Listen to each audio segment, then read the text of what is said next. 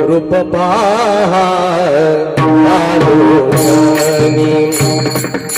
रूप पहा कालोचनी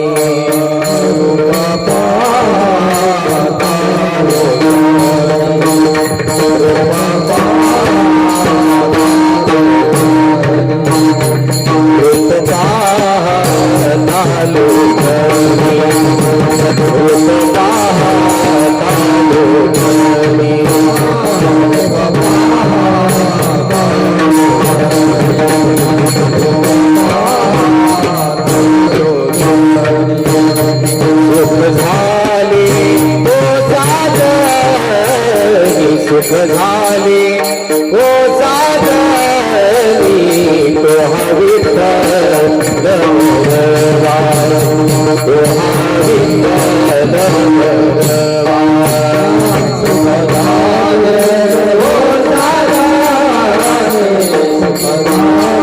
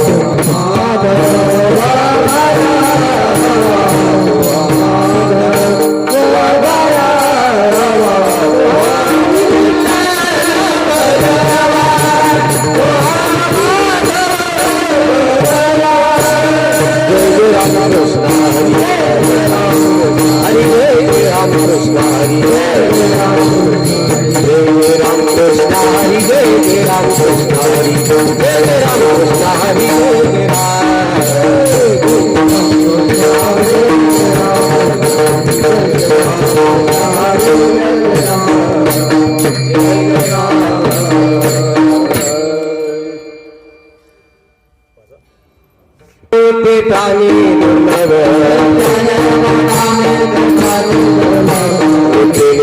नामी ते प्राणी दुर्लभ लक्ष्मी वल्लभ राजवरी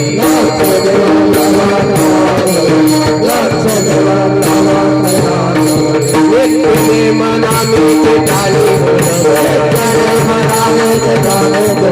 नित्यनेम नामी ते प्राणी दुर्लभ लक्ष्मी वल्लभ राजवरी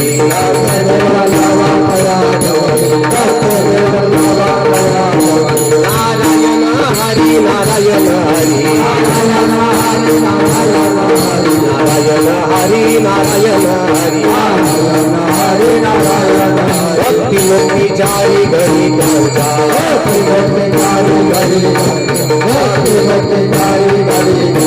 हरि विना जन्म नरकाची पैजाना हरि विना जन्म नरकाची पैजाना यमाचा पाहुणा प्राणी होय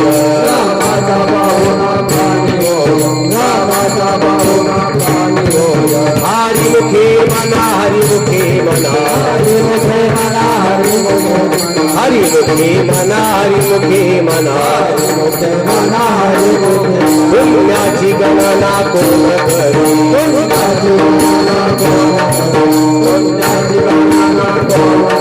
ज्ञानदेवा पुसे निवृत्तीची झाड ज्ञानदेवा पुसे निवृत्तीची झाड जगनाहुनी वाड नाम आहे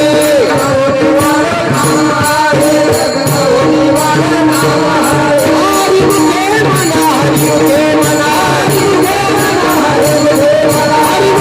हरिमुखे मना पुण्याची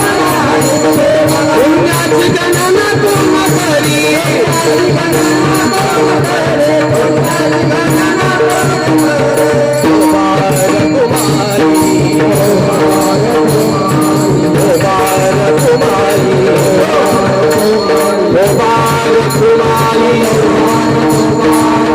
पूर्ण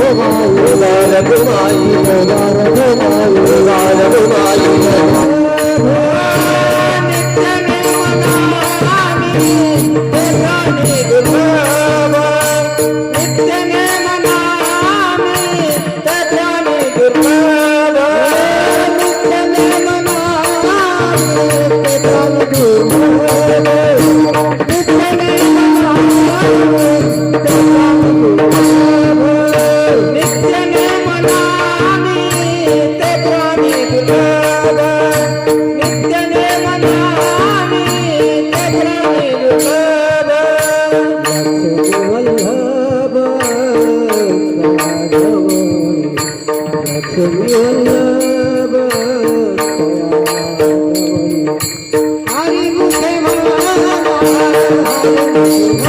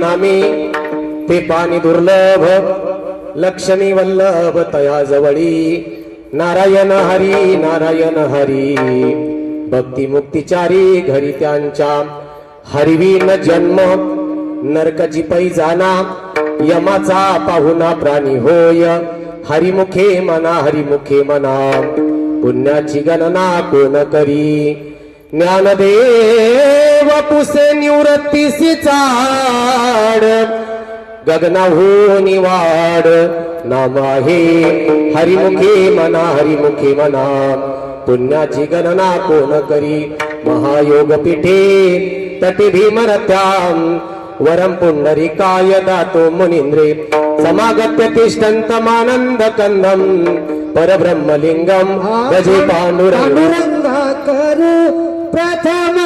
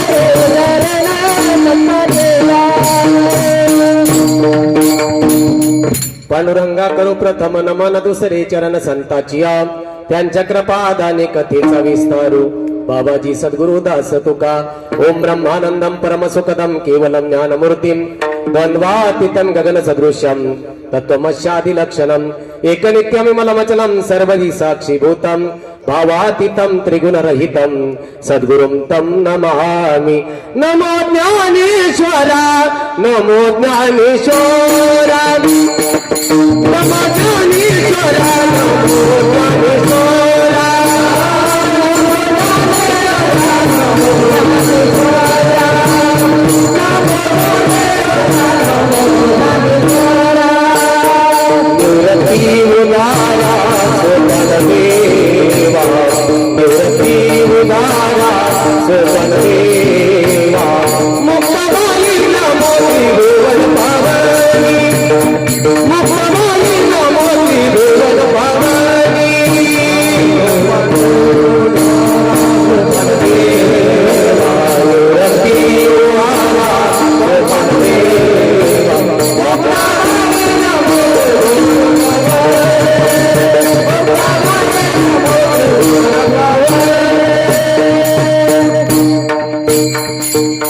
नमो ज्ञानेश्वरा नमो ज्ञानेश्वरा निवृत्ती उदारा सोपान देवा मुक्ताबाई नमो त्रिभुवन पावनी आद्यत्रय जननी देवाची आता माझ्या भावा अंतराय नको देवा आले भागात करीतो तुझे नाम उच्चारितो दृढ माझे मन पायी राखावी बांधून तुका मनी वाटी नको फुटू देऊ पाटी विठाल विठाल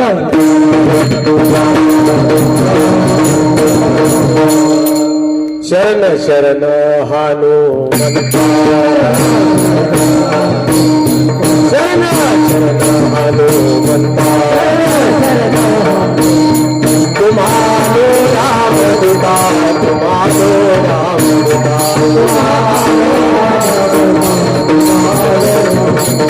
तुम्हारो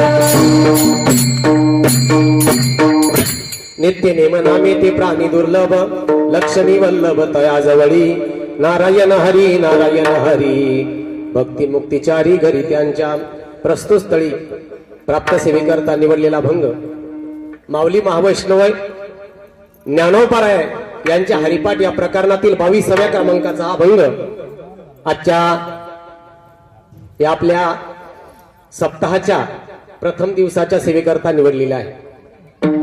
आजचा सप्ताहाचा पहिला दिवस आहे आणि संप्रदायाच्या नियमाप्रमाणे पहिल्या दिवसाची सेवा ही नामपर किंवा स्वरूपपर असावी आणि ज्ञानोबरायांचा अभंग घेण्याचं कारण हे सगळ्याला सोपं जातं,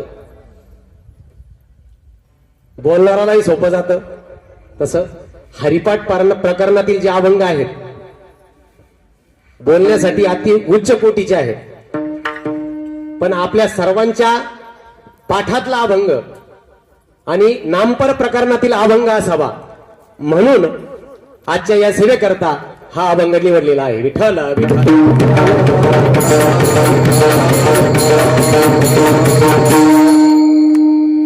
तसेच वक्त्याचं हे कर्तव्य असतं की कार्यक्रम किम निमित्तानं आहे, कार्यक्रम कशा निमित्तानं आहे हे तुम्हा बसणाऱ्या सर्वांना माहिती आहे, पण ही वक्त्याची परीक्षा असते. कारण वक्ता बाहेरून आलेला असतो आणि त्याला काही माहित नसतं, म्हणून त्याची परीक्षा असते की त्याने या कार्यक्रमाची रूपरेषा तो सांगायची असते. तसेच आजच्या या दुसरं वर्ष आहे ना आपल्या या शनी महाराजांच्या उत्सवानिमित्त 4 दिवसीय सप्ताह आपण आयोजित करत असतो आणि 4थ्या वर्षाची पहिल्या दिवसाची जी सेवा आहे तुम्हा सर्व गावकऱ्याच्या वतीनं हे माझ्यासारख्या पामराच्या वाट्याला आलेली आहे, हे मी माझं भाग्य समजतो. विठ्ठल.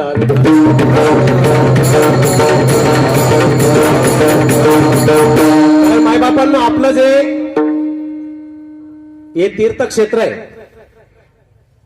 कारण या तीर्थक्षेत्राने अनेक मोठमोठे असे महात्मे या भूमीला दिलेले आहेत, म्हणून हे तीर्थक्षेत्र आहे. जसं मी तर म्हणतो की आळंदी पंढरपूरला सेवा झाली म्हणजे वक्ता जसं सार्थक मानतो, तसं हे आपलं जे लामणगाव आहे हे सुद्धा एक तीर्थक्षेत्र आहे.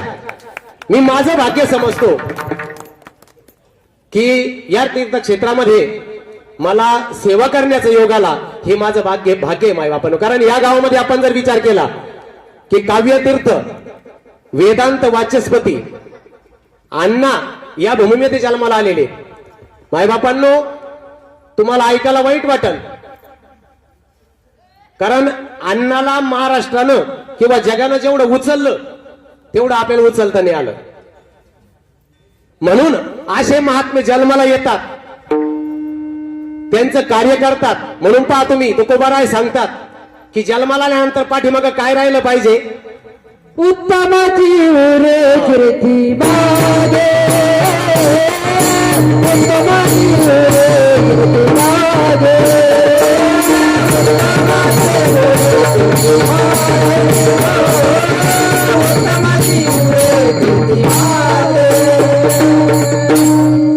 तुकोबाराय सांगतात की पाठीमागं काय राहतं?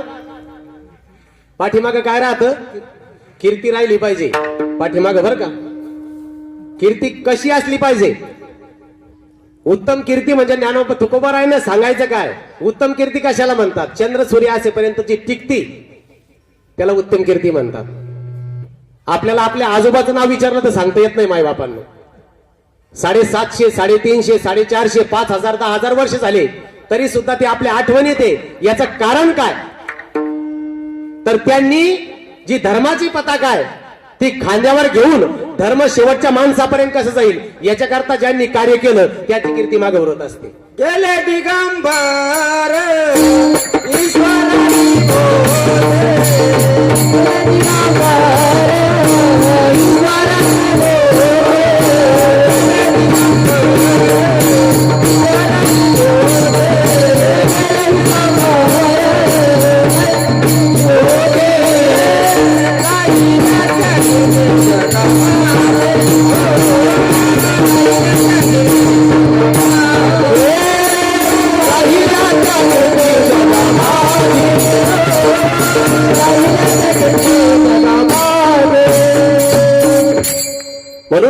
पाठीमाग ही कीर्ती शिल्लक असते. जो गेल्यानंतर त्याची कीर्ती शिल्लक राहते. समोर तर कोणी कोणाला चांगलं म्हणतं, कारण वाईट म्हणतच येत नाही ना. समोर आपल्याला एखादा वाईट कृत्य करताना जरी दिसला तरी त्याला सहज आपलं वाईट म्हणता येत नाही. तेवढी ताकद आपल्याकडून तयार होत नाही. गेल्यानंतरची पाठीमागे गायले जाते त्याला कीर्ती म्हणतात. आणि म्हणून असे महात्मे आपल्या या भूमीमध्ये जन्माला आले आहेत. तसं भगवंत नियोजित जे कार्य आहे ते पुढे पुढे चालू आहे. कारण जे राहिलेले कार्य आहे कोणाच्या तरी माध्यमातून भगवंत ते कार्य पुढे पुढे चालत असतो. म्हणून अशा पद्धतीने आपल्या गावाला श्रेष्ठ असा वारसा लाभलेला आहे. अण्णानंतर तो वारसा आपल्या गावामध्ये पुढे चालू आहे. रामदास महाराज असतील, कृष्ण महाराज असतील, तो वारसा आपल्या गावामध्ये पुढे चालू आहे. कारण त्यांच्या पदस्पर्शाने कण कण पावन झालेलं ही भूमी आहे. म्हणतात ना की गाईचं शेण जर पडलं ना ते खाली पडल्यानंतर नुसतं शेण हातात येत नाही, तर ते पोपळा घेऊन उठत असतं. मग जर शेण पडल्यानंतर पोपळा घेऊन उठत असेल तर त्या महात्म्याने जे केलेलं कार्य आहे त्याचे जे परिणाम आहे ते निश्चित आपल्याला पाहायला मिळतात. पण त्याच्याकरता काही अवधी लागतो. विठ्ठला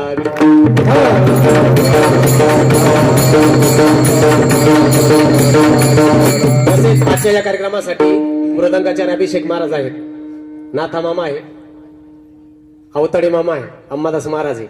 सर्वांची साथ आहे बरं का. ते कमी जरी असले ना खेळीमेळी, हा खेळीमेळीचा, कारण आपल्याला, कारण तुम्हाला मी माहिती आहे आणि मला तुम्ही माहिती आहे, त्याच्यामुळे काही अडचण नाही. आणि आजच्या सेवेकरता जो निवडलेला अभंग आहे ज्ञानोबाराय सांगतात. आता पहा तुम्ही पत्रिकेवर आपण ज्यावेळेस छापतो ना, अखंड हरिनाम सप्ताह. अखंड म्हणजे कसं, ज्याचा खंड पडत नाही असा. मग तसं सप्ताहात आपण जसं टाकतो अखंड हरिनाम सप्ताह, तसं ज्ञानोबाराय सांगतात की जो नित्य नामावर आरूढ असतो बर का, नित्य नियम नामी ते प्राणी दुर्लभ. हा तो दुर्लभ राहतो. नित्य नियम नामी नामावर आरूढ असणारा, अखंड नामावर असणारा, नित्य नियम नामी ते प्राणी दुर्लभ, ते दुर्लभ असतात, ते विरळे असतात. आणि ते जिथं असतात ना, ज्ञानोबाराय सांगतात लक्ष्मी वल्लभ. लक्ष्मी वल्लभ म्हणजे कोण, हा विष्णू त्याच्याजवळ राहतो. ज्ञानोबारायचं सांगणं आहे बरं का, माझं सांगून राहिलो प्रमाण ज्ञानोबारायांचं. नित्य नियमन आम्ही ते प्राणी दुर्लभ, लक्ष्मी वल्लभ तयाजवळी. त्याच्याजवळ लक्ष्मीचा पती राहत असतो. मग आपण जर विचार केला की ते जे तो जो असतो तो कशाने प्राप्त होतो, तर नारायण हरी नारायण हरी नारायण हरी नारायण हरी भजन ज्यावेळेस केलं जातं, ज्ञानोबाराय सांगतात की भुक्ती मुक्तिचारी घरी त्यांच्या. शब्द ऐकायला गोड वाटतात बरं का, शब्द ऐकायला गोड वाटतात, पण ज्यावेळेस ते प्राप्त करायचे असतात साधनेने ना, त्यावेळेस कळतं. आणि ज्ञानोबाराय सांगतात की अशा पद्धतीने जो करत नसेल, अशा पद्धतीने जो जीवन जगत नसेल,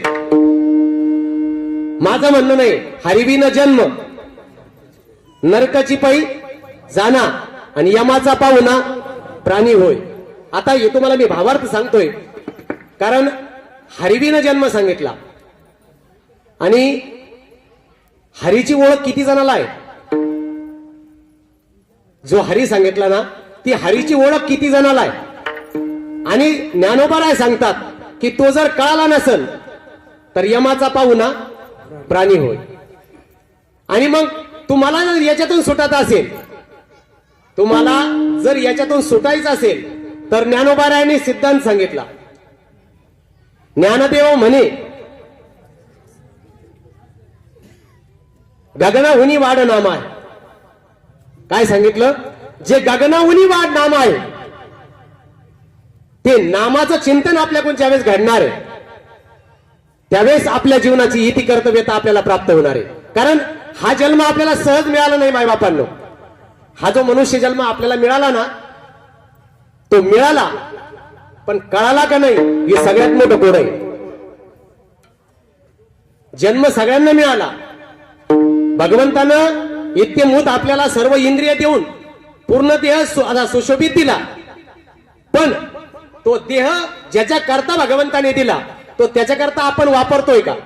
देव दिल देह भजन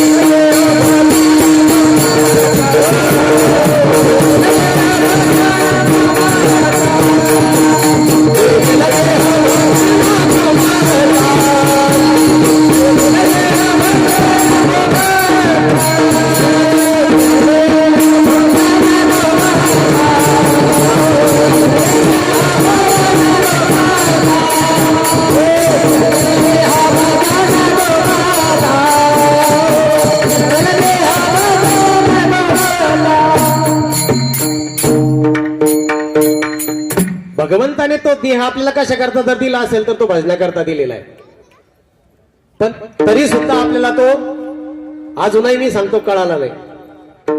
कारण इतका उत्तम सांगितला मनुष्य जन्म, इतका उत्तम सांगितला.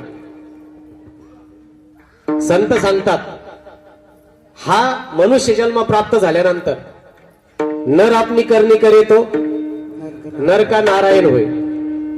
माणसानं जर ठरवलं तर तो याच जन्मामध्ये देवत्व प्राप्त करू शकतो. म्हणून आपण जर पाहिलं स्वर्गीचे अमर इच्छिता ती देवा आणि मृत्यू लोकी व्हावा जन्मामा. कारण या जन्मामध्ये येऊन मुक्त होता येत आहे माय बायपांनो. तसं जर पाहिलं की संतांनी त्याच्या उलटही सांगितलं, त्याच्या उलटही सांगितलं बरं का. ते समजायला आपली बुद्धी कमी पडते म्हणून चांगल्या संतांची भेट घ्या. इकडे सांगितलं स्वर्गीचे अमर आणि दुसरीकडे सांगितलं ना शिवंत देह. करायचं काय?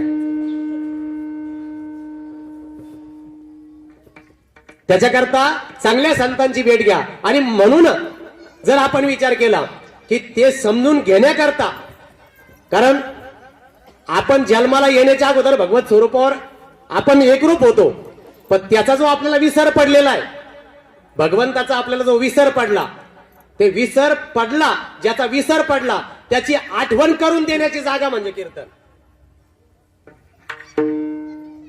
कीर्तन म्हणजे टाइमपास नाही. आता ज्याला त्याला जास्त त्याचा समजायचा प्रश्न आहे, कारण विल पॉवर भगवंताने दिली. ज्याला कोणा कसं समजून घ्यायचं जास्त त्याला, हा जास्त त्याचा ज्याची त्याची बुद्धी भगवंताने जास्त त्याला दिलेली. तू वापर, तुला कशी वापरायची. पण जर आपण विचार केला की कीर्तन परंपरा संतांनी जी सांगितली, कीर्तन परंपरा टाइमपास करता सांगितली नाही. या कीर्तन परंपरेतून प्रत्येकाला प्रश्न पडला पाहिजे, विचारलं पाहिजे कोणाला तरी की आम्हाला मोक्ष कसा मिळेल. टाइमपास नाही माय बापांना, विचारलं पाहिजे. आपण कोणी जर आपल्या गावात आलं ना तर त्याला विचारलं पाहिजे तुम्ही आमच्या गावात आले ना तर आम्हाला मोक्ष कसा मिळेल. कारण आपला जन्म मोक्ष मिळवण्याकरता आहे, मुक्ती मिळवण्याकरता आपल्याला मनुष्य जन्माची प्राप्ती आहे. मग आपण विचारलं पाहिजे. आपण विचारत नाही, आपण फक्त ऐकायला बसतो. भगवंतानं आपल्याला इतके मुदत दिला ना, ज्ञानोबराय सांगतात की बुद्धीचे वैभव, ती बुद्धी फक्त मनुष्याला, विकसित बुद्धी जी दिली ना ती फक्त मनुष्याला दिलेली. मनुष्य त्याचा विचार करू शकतो. सारासार विचार, सार आणि आसार याचा विचार फक्त मनुष्यच करू शकतो. सार काय आणि आसार काय. मग माणसाने विचार करायला पाहिजे, माणसाने विचार करायला पाहिजे. आणि जो मनुष्य असतो तो विचार करतो, जो मनुष्य असतो तो विचार करतो. कारण हा जन्म आपल्याला विचार कराकरताच मिळालेला आहे. आपल्याला हा जो जन्म मिळाला ना, हा हे जे भोग भोगतोय आपण याच्याकरता जन्म मिळाला नाही आपल्याला. जन्म या जीवनात येऊन आपल्याला मुक्त कसा होता येईल. तुकोबारायांनी सांगितलं, तुका म्हणे मुक्ती. तुकोबारायांचा अनुभव येतो आणि परमार्थ हा अनुभवाकरता करायचा असतो. जोपर्यंत परमार्थात अनुभव येत नाही तोपर्यंत परमार्थ केल्याचा आनंद प्राप्त होत नाही. मायबापांना आपल्याला जर आनंद प्राप्त व्हावा असं जर वाटत असेल तर आपल्याला सतत सतत त्याच्यावर आरूढ राहावं लागेल. कशावर? आपण जे करतोय त्याच्यावर आरूढ आपल्याला राहावं लागेल. कारण आपण काय करतो माहिती का, आता आपला कार्यक्रमाची सुरुवात झाली, आता हा सप्ताह आपला सुरुवात झाला. आता या सप्ताह सुरू झाल्यानंतर या सप्ताहाचा जो आनंद आहे तो कुठपर्यंत आहे आपल्याला? समाप्तीपर्यंत. मग त्याच्यानंतर आपला आनंद संपला का? संपला नाही पाहिजे. मायबापांनो, संतांची परंपरा आहे आपल्या महाराष्ट्राला लाभलेली, तो आनंद संपला नाही पाहिजे, पण तो आनंद घेता आला पाहिजे. बर का? संपल्यानंतर हे जो कार्यक्रम आहे ना, सोप्या भाषेत सांगू तुम्हाला, आजच्या भाषेमध्ये सप्ताह किंवा कीर्तन जे केले आहे ना, हा चार्जिंग पॉइंट आहे. वर्षभर आपली चार्जिंग जी संपते ना, मोबाईल डिस्चार्ज झाल्यानंतर आपण जसं चार्जिंगला लावतो तसं या 8 दिवसामध्ये आपला डिस्चार्ज झालेला मोबाईल आपण चार्जिंगला लावून घ्यायचा आणि मग चार्ज झाल्यानंतर ती बॅटरी आपल्याला पूर्ण वर्षभर पुरली पाहिजे. बर का? ती वर्षभर पुरली पाहिजे. पण इकडे गोंधळ असा झाला, आपण चार्जिंग करण्याकरता आलो पण चार्जरच जर खराब असेल तर, बरोबर आहे ना, तो एक मुद्दा आहे. म्हणून सांगणाऱ्याने सुद्धा व्यवस्थित सांगावं. कारण जो आनंद चिरकाल कसा टिकेल याच्याकरता हे नियोजन आहे मायबापांना. कारण आपण संसार करत करत करत करत पाहतो मी तिघा, आपण जे करतोय ना इतकं दुःख आहे त्याच्यामध्ये, आपण जो करवलो संसार दुःख मूळ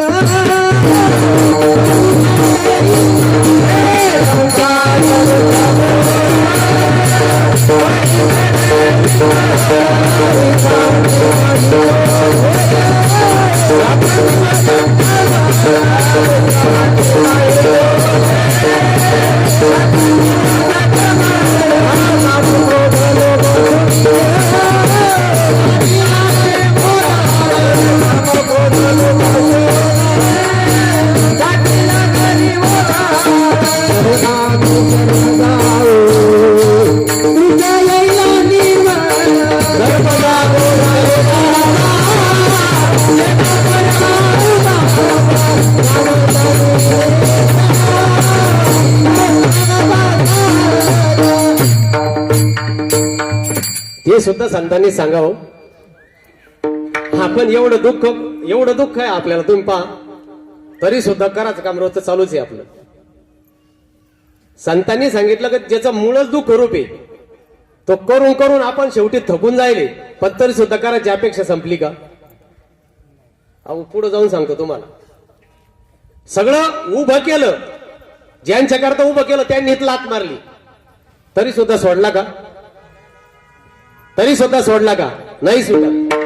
मग एवढा संसार करत करत करत करत याच्यातून आपण वेळ काढून 2 तास इथे येऊन बसतो. मग इथं येऊन बसल्यानंतर, इथं आल्यानंतर, इथं येऊन तरी आपण हे जे भगवंताचे जे नामोच्चार आहे इथे येऊन तरी आपण तो ऐकावा आणि तो आपल्या जीवनात आणण्याचा आपण प्रयत्न करावा. कारण जोपर्यंत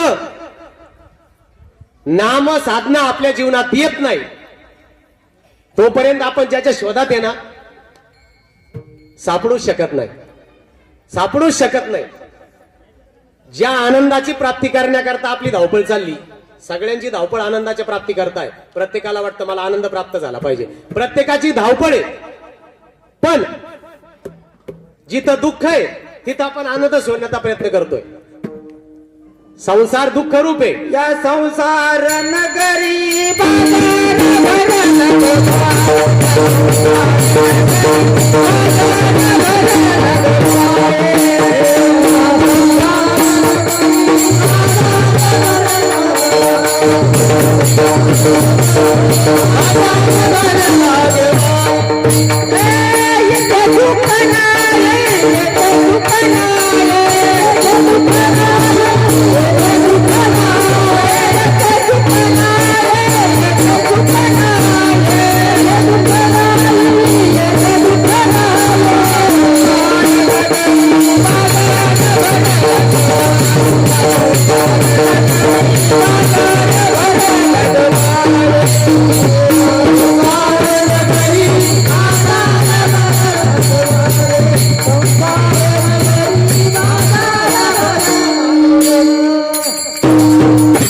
बाजारातून आपण इथे येऊन बसलो, मग इथं तरी आनंदाचा प्राप्त करण्याकरता प्रयत्न करावा ना. या संसार बाजारात दुःखच आहे. आपण किती शोधण्याचा प्रयत्न करा, त्याला कितीही तुम्ही सुख शोधण्याचा प्रयत्न करा. एखाद्याच्या पैसा करता अट्टहास असेल, त्याला पैसा प्राप्त होऊ द्या आणि त्याला विचारा तुला सुख प्राप्त झालं का. विचारा ना एखाद्याला. आपण ज्याच्याकरता अट्टहास करतोय ते ज्याला प्राप्त झालेले त्याला विचारा तो सुखी का. नाहीच आहे मायबापांना. तिथं सुख किती जरी प्रयत्न केला तरी सुख शोधून सापडू शकत नाही. कारण जे सुख आहे ती सुख शोधण्याची जागा चुकलेली आहे. सुख जिथं आहे आपण तिथं जात नाही. मी जे सुख सांगतोय तुम्हाला शाश्वत सुख सांगतोय. शाश्वत हे जे सुख आपण जे समजतो ना हे प्राप्त बी होतं. कारण आपल्या डोक्यात आपल्या डोळ्यात बरेच लोक असे पाहिलेले असतील आपण, ते श्रीमंत बी झाले. जो करोडपती बनू शकतो तो रोडपती कधी होईल हे सांगता येऊ शकत नाही. म्हणून जे सुख आपण तिथं शोधतोय ते सुख तिथं आपण कितीही प्रयत्न केला तरी ते सुख आपण तिथं शोधून सापडू शकत नाही. पण ते सुख आहे कुठं. जे सुख आपण शास्त्राला सांगायचंय. कारण जे तिथपर्यंत जाऊन सुखी झाले, किती सुखी झाले तर आनंद आद्वय. किती सुखी झाले. आनंद आद्वय नित्य निरामय. त्यांनी इतका आनंद प्राप्त केला तर तो वाढणारा आनंद त्यांनी प्राप्त केला. आणि आम्ही आनंदाच्या शोधात चाललो आणि दुःख बोकंडी बसू राहिलो. याचं कारण काय तर जे सुख शोधण्याकरता आम्ही निघालोय ते सुख शोधण्याची कुठंतरी आमची जागा चुकते. ते सुख कुठं आहे तर तेही पुन्हा संतांनाच विचारावं. कारण जो सुखी त्याच्याकडे गेलं पाहिजे ना. सुख शोधायला चाललो आपण, जो सुखी आहे त्याच्याकडे आपण गेलो पाहिजे. मग सुखी कोण आहे. सुखी आहे कोण. सुखरूप आयसा दुजा कोणी सांगा माझ्या पांडुरंगा सारी काजू. सुखरूप कोण आहे तर पांडुरंग सुखरूप आहे. मग जातो का आम्ही पांडुरंगाकडे. आणि पांडुरंगाकडे जर गेलो असता सुखाची प्राप्ती निश्चित आपल्याला झाली असती. पण जर आपल्याला सुख प्राप्त होत नसेल तर आपण पांडुरंगापर्यंत गेलोच नाही. आपण पांडुरंगापर्यंत गेलोच नाही. कारण तुकोबारा या ठिकाणी सांगतात ते जर सुख तुम्हाला प्राप्त करून घ्यायचं असेल. मला वेळ कमी म्हणून थोडं फास्ट चालतो कारण कीर्तन थोडं उशिरा सुरू झालं आणि कीर्तन बरोबर 9ला संपणार आहे. आपुला तो एक कुठं सांगितलं सुख. एक देव प्राप्त केल्यानंतर सुखाची प्राप्ती. मग आता आपण देवदेव करत नाही का. देवदेव करत नाही असं शोधून तरी माणूस सापडेल का. देवदेव करत नाही असा शोधून तरी माणूस सापडेल का. मग त्याला सुख प्राप्त झालं का. अजूनही सांगतो मायबापांनी संतांनी जो परमार्थ सांगितला ना इति गुह्यतम शास्त्र आहे. जोपर्यंत त्याचा अनुभव येत नाही तोपर्यंत त्या आनंदाची प्राप्तीच होऊ शकत नाही. कारण मी जो आनंद तुम्हाला सांगतोय तो सत चित आनंद रूप आहे. आणि त्याची आपली साधना सुद्धा त्याच्याकरताची आयुष्याच्या साधने. सच्चिदानंद पदवी घेणे आयुष्याची साधना म्हणजे काय. या मनुष्य जन्माला आपण जे प्राप्त झालो ना याच्यातून साधना करून आपण सच्चित आनंद स्वरूपापर्यंत आपल्याला जायचंय. त्याच्याकरता आपल्याला जन्म आहे. आणि मग ते जर आपल्याला प्राप्त करून घ्यायचं असेल तुकोबाराय सांगतात की आपुला तो एक. बर का. आपुला तो एक. आणि आपण जर विचार केला की आपली भक्ती बंद आहे का मग आपल्याला सुख का बरं प्राप्त करून होत नाही. याचं कारण आहे मायबापांनो. तुकोबारायांनी जो आपुला तो एक सांगितला ना तुकोबारायांनी जो आपुला तो एक सांगितला तो आपण इतरत्र बाहेर शोधायला चाललो. बरं का. कीर्तन थोडस कमी वेळाचं राहील आपलं पण थोडं बारकाई नाही का म्हणजे तुमच्या लक्षात येईल. तुकोबारायांनी जो एक सांगितला ना तो आपण बाहेर शोधायचा प्रयत्न करतोय. तो बाहेर आहे का. जो तुकोबारायांनी एक सांगितला तो बाहेर आहे का. माझ्या बोलण्यातून सांगणार नाही तुम्हाला प्रमाणातून सांगेल. गीता सांगते. गीतेने सांगितलं सर्वस्यच्या हम हृदय सन्निविष्टो मतस्मृती ज्ञानम अपोहनांची. ज्याच्या शोधात आपण निघालेलो आहे ना तो कुठं आहे हृदयात आहे. आणखीन सोपं करून सांगतो देवा हे हृदय मंदिरी शोधून पाय. तो प्रत्येकाच्या हृदयामध्ये जो आनंद आहे, जो देव आहे, तो प्रत्येकाच्या हृदयामध्ये. मग तो आनंद, ते सुख आम्हाला का बरं प्राप्त होत नाही? तर तो काय झालं, इकडे जण्याबाई सांगते ना, देव आहे, देव आहे, पण पुढे सांगितलं हृदय मंदिरी शोधून पाय. त्याला शोधावा लागणार आहे. आणि त्याला जर आपल्याला शोधायचा असेल, तो आहे हृदयातच, पण हृदयात त्याला शोधायचा असेल तर त्याच्याकरता सद्गुरूला माणसाने शरण गेलं पाहिजे. कारण तो हृदयातला आहे, तो असून सुद्धा कळत नाही. तो किती व्यापक आहे, तो किती व्यापक आहे. वृक्षाची पाने, हाले ज्याची सत्ता, चाले हे शरीर कोणाची हे सत्य, कोणा सत्तेने चालतं शरीर? आपलं जे शरीर चालतं ते कोणाच्या सत्तेनं चालतं? ते शरीर ज्याच्या सत्तेनं चालतं ना, ती सत्ताच मी मायबापांनो. पण विसर पडला हो आपल्याला, बरं का? ती सत्ता मी आहे, पण आपल्याला विसर पडला. ज्ञानोबारायांना त्या सत्तेचा अनुभव आला, बरं का? ज्ञानोबारायांना त्या सत्तेचा अनुभव आला. आणि ज्ञानोबाराय म्हणले, म्या बोलविल्या, म्या हलविल्या, हा अनुभव आहे. ती सत्ता मी झाल्यानंतर मग ते वृक्षाची पान, हालेजाची सत्ता ना, ती अतिशयोक्ती वाटल. ती सत्ता मी आहे, पण हे का बरं कळत नाही? हे का बरं कळत नाही? जसं उदाहरण सांगतो तुम्हाला, म्हणजे लक्षात येईल. आता आपण, मी जर म्हणलो इथं खाली पाणी आहे, तुम्हाला कितपत खरं वाटेल? इथं आता खाली पाणी, तुम्हाला खरं वाटेल का? पाणी आहे का? पाणी आहे, बरोबर आहे. अवतडे मामाचं म्हणणं आहे पाणी आहे, मग दिसत का बरं नाही?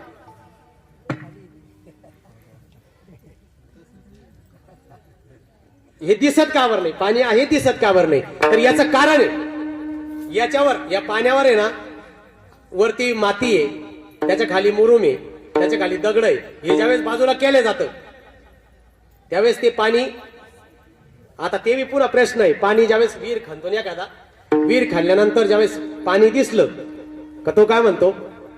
माझ्या विहिरीला पाणी लागलं. हा, पाणी लागलं म्हणतो तो. पाणी लागलं का हो त्याच्या विहिरीला? हा ना, मुद्दा तो आहे ना, पाणी त्याच्या विहिरीला लागलं, पाणी होतच खाली. हा, पाणी होतच खाली. यानं काय केलं फक्त? यानं काय केलं फक्त? हे माती, मुरुम, दगड जे नाही, हे बाजूला केलं, पाणी खाली जसं आहे तसंच आहे. तसं आपण देवच आहोत, पण हा मायेचा जो पडदा आडवालेला आहे ना, तो पडदा बाजूला सारायचा आहे आपल्याला. पण तो पडदा बाजूला सारण्याकरता तो आपल्याकडून नाही सारला जात. त्याच्याकरता सद्गुरूची कृपा असावी लागते, बरं का? मी तुम्हाला जास्त विनोदातही कीर्तन सांगणार नाही, कारण मला ते येत नाही, बरं का? मला माझ्या सद्गुरूंनी जे सांगितलं, जे सत्यशास्त्रातलं आहे, जे माझ्या सद्गुरूंनी जे सांगितलं, मी तेच तुम्हाला सांगणार. आणि मग असंच झालं आपलं काय झालं, हा मायेचा जो पडदा आला, याच्यामुळं काय झालं, आपण त्या स्वरूपाला विसरलेलो. कशाच्या? आपण देव आहोत, या स्वरूपाचा आपल्याला विसर पडलेला आहे. आपण देवच आहोत, बरं का? सगळे, नुसते माणसंच नाही, तर इत्यंभूत जेवढी जीवसृष्टी ती पूर्ण देवाने गच्च भरलेली, बरं का? पण ती अनुभवाला काय येत नाही, तर आपल्याला त्याचा विसर पडलेला आहे. कारण माझाच मला विसर पडला, तेव्हा जग कधी दिसणार आहे? आणि मी ही गोष्ट लक्षात ठेवा, जोपर्यंत आतला देव कळत नाही, बरं का? आतला देव जोपर्यंत कळत नाही, बाहेर किती शोधाला आपण फिरलो, किती खर्च केला, तरी चराचर व्याप्त असलेला देव कळू शकत नाही. मंदिरात जाऊन आपल्याला जे दिसेल ती मूर्ती आहे, मंदिरात आपण जी जाऊन पाहतो ती मूर्ती आहे. तुकोबाराय सांगतात, गेले विसरून खऱ्या देवा. मग हा खरा देव कोणता आहे? त्या खऱ्या देवाचा आपल्याला विसर पडलेला आहे मायबापांनो. आणि तो खरा देव जर आपल्याला ओळखायचा असेल, त्याची साधना आहे, त्याची रीत आहे, त्या रीतीने आपण ज्यावेळेस जाणार आहे त्यावेळेस त्या खऱ्या देवाची आपल्याला ओळख होणार आहे. आणि ती रीत जर कोणती असेल, कारण देव आपल्याला कळत नाही याचं कारण काय, तर आपल्यामध्ये काही पापाचे डोंगर आहे, काही पाप आपण सोबत घेऊन आलेलो आहे. अनंत जन्मापासून दुरून आलो मी का, हा दुरून मी ते करतच आलेलो आहे. संसार करत भलाही दुसऱ्या योनीमध्ये असेल, दुसऱ्या योनीमधून आपण संसार करत इथपर्यंत आलेलो आहे. तो संसार करत इथपर्यंत आलो, मग ते जे काही पाप आपल्याकडून घडलेलं आहे त्या पापामुळे आपल्याला देव कळत नाही. आणि मग ते पाप जर आपल्याला घालवायचं असेल, ते पाप जावा असं आपल्याला वाटत असेल, कारण मायबापांनो हा देव कळायला अतिशय पुण्य जर असेल तर हा हृदयातला देव कळतो. कारण हृदयातला देव सहजासहजी कळत नाही आणि तो उघडा पण नाही. तो हृदयातला जो देव आहे तो उघडा पण नाही. जोपर्यंत सद्गुरूची भेट होत नाही तोपर्यंत कळूच शकत नाही. आणि मग ज्यावेळेस तो जर आपल्याला समजून घ्यायचा आहे, तो जर आपल्याला समजून घ्यायचा असेल तर त्याच्याकरता रीत आहे. शास्त्रांनी त्याच्याकरता रीत सांगितलेली आहे. पापाचा नाश करायची रीत शास्त्रांनी सांगितलेली. पुन्हा तुम्हाला प्रमाणातून सांगल, घेता नाम, हा पापाचा नाश जर करायचा असेल तर विठोबाचं नाम घ्यावं लागेल. पापाचे डोंगर जर तुम्हाला घालवायचे असतील तर तुम्हाला विठोबाचं नामच घ्यावं लागेल. आणि ते नाम आपण ज्यावेळेस घेणार आहे मायबापांनो, ते जे नाम आहे ते उघड नाही, उघड बाजारी कथा ही तो नावडे पंढरीनाथा. कथा म्हणजे आपण समजतो, कथा म्हणजे आपण ज्या पाहतो टीव्हीवर ज्या चालतात किंवा ज्या कथा होतात, ती कथा नाही मायबापांनो. ते नाम म्हणजे कथा आहे आणि ते उघड नाहीये, ते गुह्य आहे, ते सद्गुरूच्या मुठीत आहे. तो गुरु शिष्याचा संवाद आहे. गुरुनं ज्या दिवशी शिष्याला बोध केला त्या बोधाचा परिणाम आहे.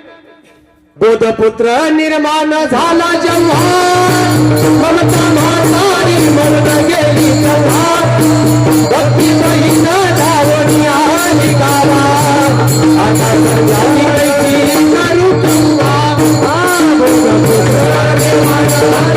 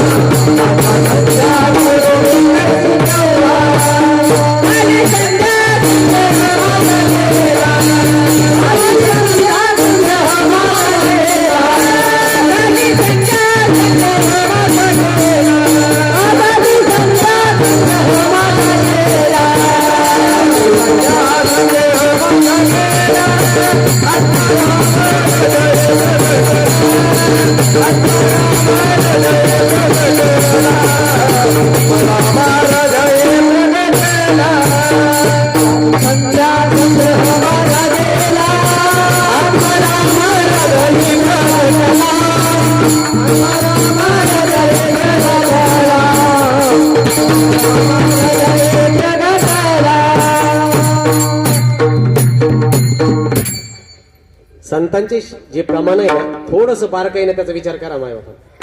बोधपुत्र निर्माण झाला जेव्हा, बोधपुत्र म्हणजे मुलगा नाही सांगितला बरं. बोधपुत्र सद्गुरूनं ज्या दिवशी शिष्याला बोध केला, तो निर्माण ज्या दिवशी झाला त्या दिवशी ममता कमी व्हायला सुरुवात होते. अनुभव आहे बरा, हा नाथबाबांचा अनुभव आहे. ममता ज्या दिवशी कमी व्हायला लागली त्या दिवशी भक्तीची सुरुवात आहे. आपल्याला असं वाटतं की येऊन टाळ घेऊन बुक्का लावून बसलो का आपल्याला असं वाटतं आपली भक्तीची सुरुवात झाली. भक्ती याला म्हणत नाही. ज्या दिवशी ममता कमी व्हायला सुरुवात होते आणि वैराग्य वाढायला सुरुवात होते त्या दिवशी भक्तीची सुरुवात आहे. आणि भक्ती बहीण धावणी आली गावा, मग आता संध्या मी काही करू केव्हा. ज्या दिवशी बोध मिळाला, बोध मिळालं काय होतं, बोध मिळालेला चराचर व्याप्त असलेला जो भगवंत आहे तो अनुभवाला येतो. चराचर व्याप्त असलेला भगवंत म्हणजे कुठं, मंदिरात. विठ्ठल जळी स्थळी वारला, तो कुठं नाहीये, तो सगळीकडे भरून उरलेला आहे. आणि तो जोपर्यंत अनुभवाला येत नाही तोपर्यंत भक्तीची सुरुवात होत नाही. भक्तीची सुरुवात कधी होते? ममता कमी होते, वैराग्य वाढायला सुरुवात होते, त्यावेळेस भक्तीची सुरुवात होते. तुकोबाराय सांगतात की भक्ती कोणती आवडती? हीच थोर भक्ती आवडत देवा. पुढं काय सांगितलं? कोणती? संकल्पापी माया संसाराची. बर का?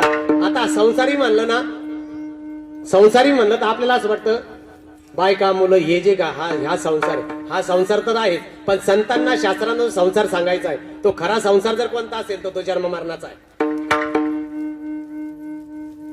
आणि म्हणून या जन्म मरणाचा नाश व्हावा असं जर आपल्याला वाटत असेल तर संतांनी सांगितलेल्या रीत पद्धतीने आपल्याला जावं लागेल. आणि या पापाचा नाश व्हावा जर असं वाटत असेल, मी सांगितलं तुम्हाला की त्याच्यावर अनेक प्रमाण आपल्याला सापडतील. नाम संकीर्तन साधन पाहिजे.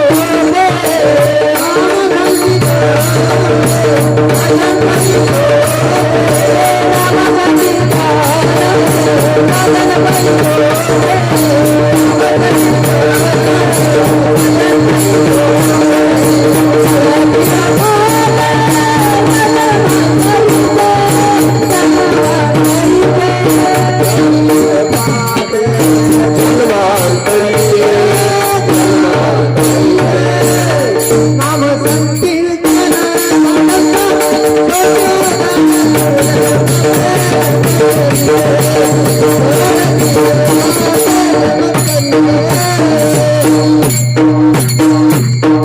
त्याच्यावर लागन तेवढं सकाळ प्रमाण सापडतील, आपल्या दिवस उगेपर्यंत प्रमाण सापडतील.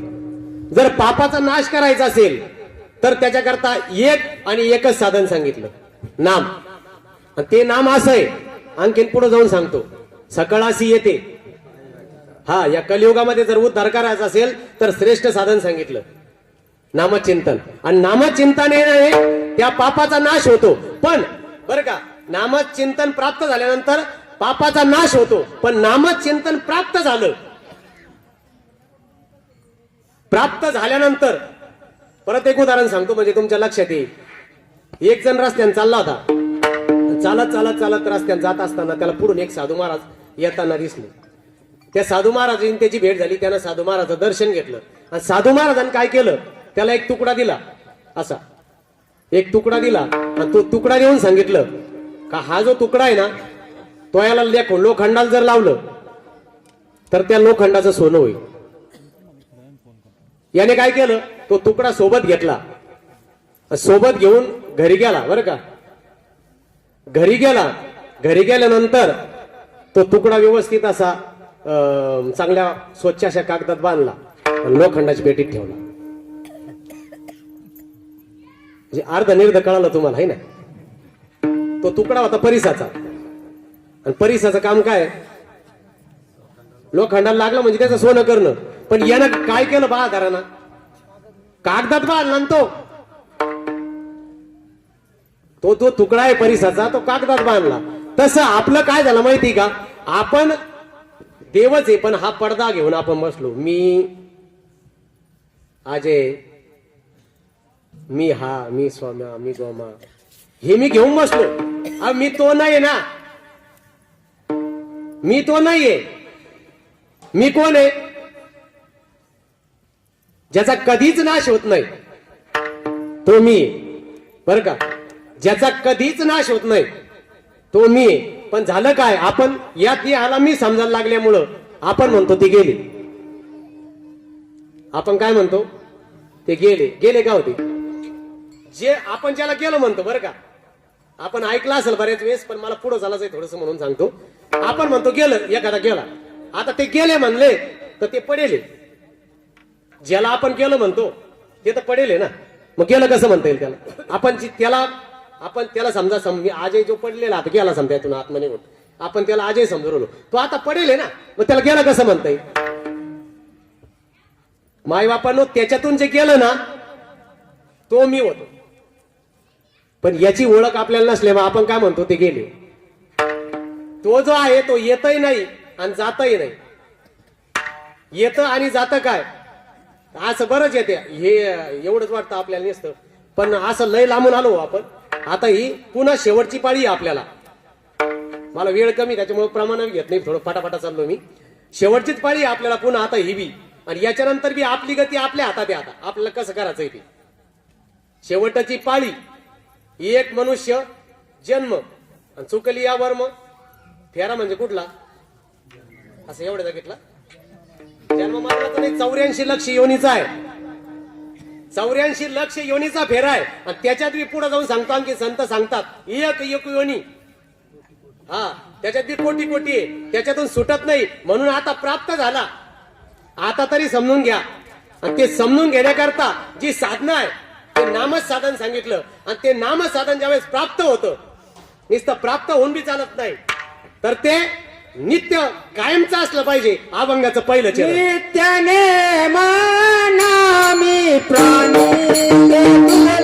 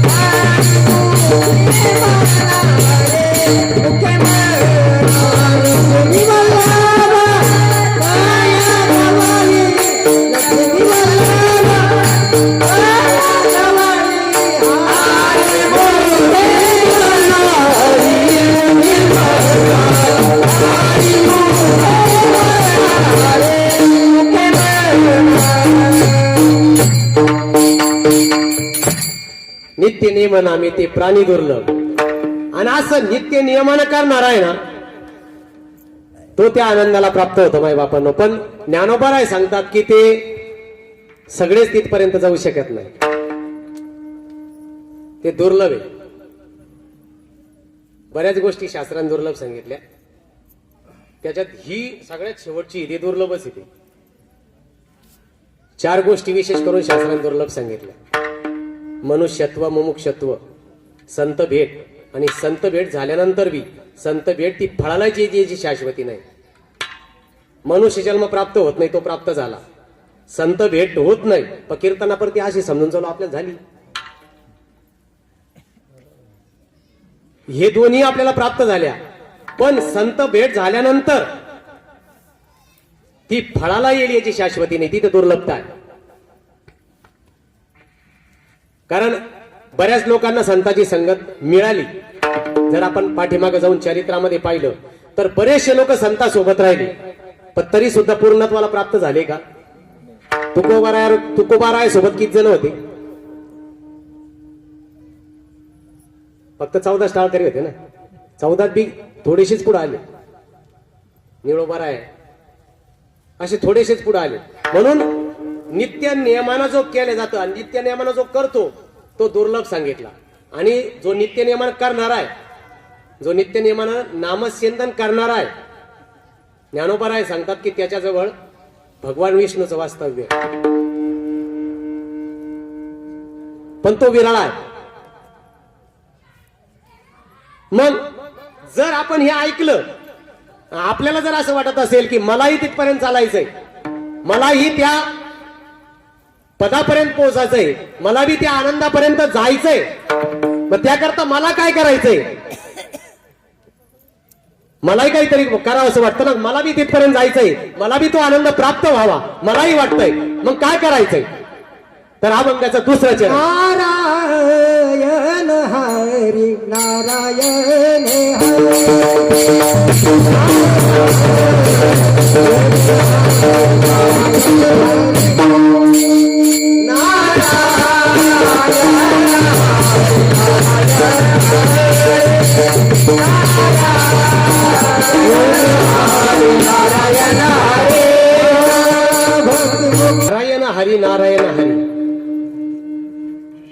याचा जप आपल्याला करायचा आहे.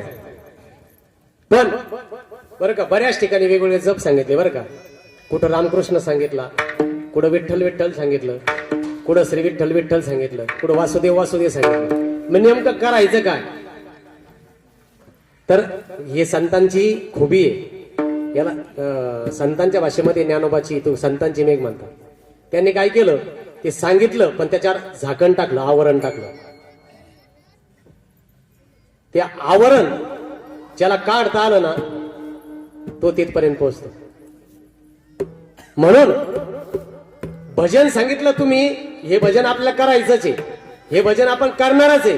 कारण हे भजन करत करत जर आपण चाललो तरच त्या देवाची ओळख होणार आहे. कोणत्या? मी जो देव सांगू राहिलो तुम्हाला त्या देवाची. हे भजन ज्यावेळेस आपण करणार आहे, कारण सुरुवातीचं प्रमाण होतं देवी दिला देह भजना गोमटा. मग ते भजन कोणतं आहे? ते भजनाचे बी जर पाहिलं आपण की भजनही 4 प्रकारांनी केले जातात. तुम्ही ऐकलेलं आहे, परत तुम्हाला फास्ट मध्ये सांगतो. 4 वाणीने भजन केलं जातं. वैखरी, मध्यमा, परा आणि पश्यंती. वैखरी वाणीचं जे भजन आहे ते टिकू शकत नाही माणूस त्याला, कारण ते देहावर अवलंबून आहे. देहानं जर असं आकार पुकारला, देहाला जर काही व्याधी लागली, पॅरालिसिस झाला, तर वैखरी वाणीचं भजन होऊ शकत नाही. राम राम कृष्ण कृष्ण वासुदेव वासुदेव जर पॅरालिसिस झाला म्हणू शकतो का? मग ते भजन बंद पडतं. ते भजनही इथं चालत नाही. मग दुसरं भजन सांगितलं, जर मध्यमा वाणीने भजन केलं जातं. मध्यमा वाणी म्हणजे मनाने. मनाने भजन तर ज्यांची ज्यांची 1000 वर्ष तपश्चर्या झाली त्यांना सुद्धा मनाने ताळा बसून दिला नाही. ज्यांची 1000 वर्ष तपश्चर्या झाली, आपण तर आता शिकुडं सुरुवात झाली, त्यांना सुद्धा मनाने ताळा बसून दिला नाही. त्या अर्जुनाने गीतेमध्ये सांगितलं, चंचल ही मन कृष्ण. मन कसं आहे? चंचल आहे. मनाने सुद्धा भजन होऊ शकत नाही. मग भजन आपल्याला करायचं कशा नाही बरं का? हा सगळ्यात महत्वाचा मुद्दा आहे. भजन आपण करायचं कशा नाही? संतांना शास्त्रांना भजन सांगितलं कशाने? शेवटच्या श्वासापर्यंत चालणारं भजन आहे कोणतं? कारण परमार्थ जो करतोय आपण, तो परमार्थ दाखवण्याकरता नाही. परमार्थ हा अंतकाळापर्यंत चालण्याकरता आहे. कळो येईल. परमार्थ किती केला हे कधी कळतं माहिती का? अंतकाळाला. आता लोक आपल्याला चांगले म्हणत असतील, पण खरा जो आरसा आहे आपल्या जीवनाचा, आपण जगल्याचा जो खरा आरसा आहे तो आपला अंतकाळ आहे. आणि आपल्या अंतकाळाच्या वेळी त्यावेळेस तो आपल्या आरसा आपल्या समोर असतो की आपण काय केलं.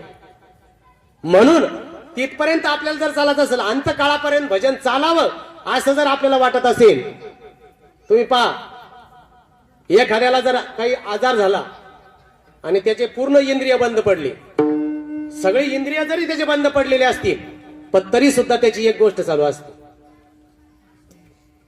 काय चालू असतं त्याचं? आपण पाहणारे लोक आहे. आता पुढे जाऊन सांगतो, एखादा कोमात गेला, कोमात गेलेला असताना तुम्ही त्याला चिमटा घ्या, तुम्ही त्याला मारा, काही कळतं त्याला, पण तरी सुद्धा त्याची एक गोष्ट चालू आहे. हा बर का, तो जो चालू आहे ना भजन, ज्या दिवशी सद्गुरु त्यांना भजन सांगतात ना, ते भजन अंतकाळापर्यंत जातं. तुम्ही शरीराला किती असहकार पुकरू द्या, पण ते भजन बंद पडू शकतो. श्वास बंद पडेल का? आणि ज्या दिवशी श्वास बंद पडला त्या दिवशी आपल्याला घरात ठेवतील का? संत सांगतात, निघून गेला वारा, खाली राहिला हा पसारा आहे. याला किंमत कोणामुळे माहिती का? श्वासामुळे. आणि जोपर्यंत आपलं भजन श्वासाने सुरू होत नाही तोपर्यंत आतमधल्या असलेल्या देवाची ओळख होऊ शकत नाही. तोपर्यंत त्या आनंदापर्यंत आपण जाऊ शकत नाही. पण ते जे भजन आहे इथे गुह्यतमे, कारण हे भजन कोणी बी सांगू शकत नाही. भागवत सांगतं, मंत्र तंत्र उपदेशिती आईसे गुरु घरोघरी आहेत आईती. मंत्रतंत्र सांगणारे घरोपरीत गल्लोपरीत किती बी सापडतील आपल्याला, पण मिळवी सद्वस्तू ते तया तू श्रीकृष्ण सद्गुरु माने. ज्याने आपल्याला सद्वस्तूची प्राप्ती करून दिली तो खरा सद्गुरु आहे. आणि मग त्याची ओळख व्हावा जर असं आपल्याला वाटत असेल तर त्याच्याकरता साधन एकच आहे. नामचिंतन, नाम साधना याच्याशिवाय आतमध्ये असलेल्या भगवंताची ओळख होऊ शकत नाही. म्हणून त्याच्याकरता आपल्याला काय करायचंय तर नारायण हरी सतत म्हणत राहायचंय. हे कशा करता तर आपल्याला संतांची भेट व्हावी. कदाचित देव भेटेल पण संत भेट दुर्मिळ आहे. बहु अवघड. हा, आपण देव शोधायला चाललो, देव शोधू नका. देव संतांच्या सद्गुरूच्या मुठीत आहे. देव संतांच्या आणि सद्गुरूच्या मुठीत आहे. तुकोबाराय घेऊन फिरले, त्याला मुठीत घेऊन फिरले आणि लोकांना म्हणले देव घ्या कोणी हो, देव घ्या कोणी,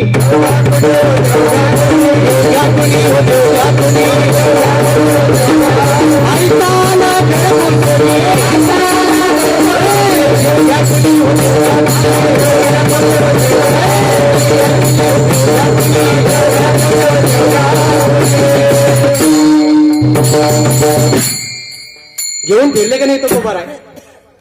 किती लोकांनी घेतला हो? तो देव घेण्याकरता सुद्धा पुण्याची गरज आहे. आणि ते पुण्य प्राप्त करता करता नारायण हरी हरिमुखे म्हणा, हरिमुखे म्हणा. मन तुला तो प्राप्त व्हावा असं जर वाटत असेल तर मन, पण जोपर्यंत तुला त्याची प्राप्ती होत नाही, जोपर्यंत तुला त्याची प्राप्ती होत नाही तोपर्यंत तुझी गती बदलणार नाही. आणि तुझी गती बदलावं असं जर तुला वाटत असेल तर संतांना शरण जाय. नाही तर मग जर तुला त्याची प्राप्ती झाली नाही तर अभंगाचं तिसरं चरण. हरी विना जन्म नरकाची पैदाना, हरी विना जन्म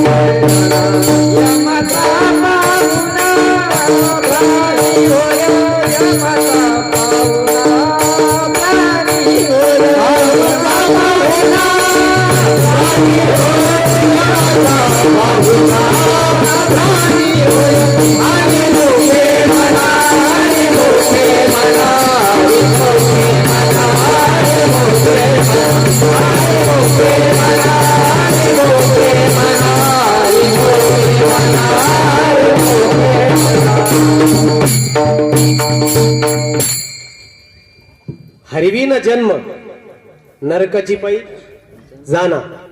ज्याला हरीची ओळख झाली नाही, ज्ञानोबराय सांगतात तो कोणाचा पाहुणा आहे? हा, बर का, पत्रिका छापतो आपण एखादा गेल्यानंतर. आपण पत्रिका छापतो आणि पत्रिकेच्या वर लिहिलेलं असतं वैकुंठवासी, स्वर्गवासी. आपल्याला माहिती आहे कुठं गेले? तिथं जाण्याची जी साधना आहे मायबापांनो, ते उच्च कोटीचा परमार्थ आपल्या संतांनी उभा केलेला आहे.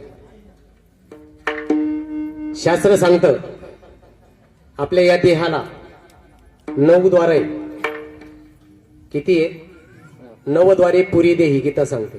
किती 9 द्वार आहे? किती द्वार आहे? 9 आहे. मला टाइम कमी आहे, तुम्हाला एक एक सांगितलं असता. आपले 10 मिनिटं शिल्लक राहिले. 10 मिनिटांमध्ये मला सेवा संपवायची. 9 द्वार सांगितले. आता आपण जन्माला आलो, जन्माला येताना आपण ही 9ही द्वारातून जन्माला आलो नाही.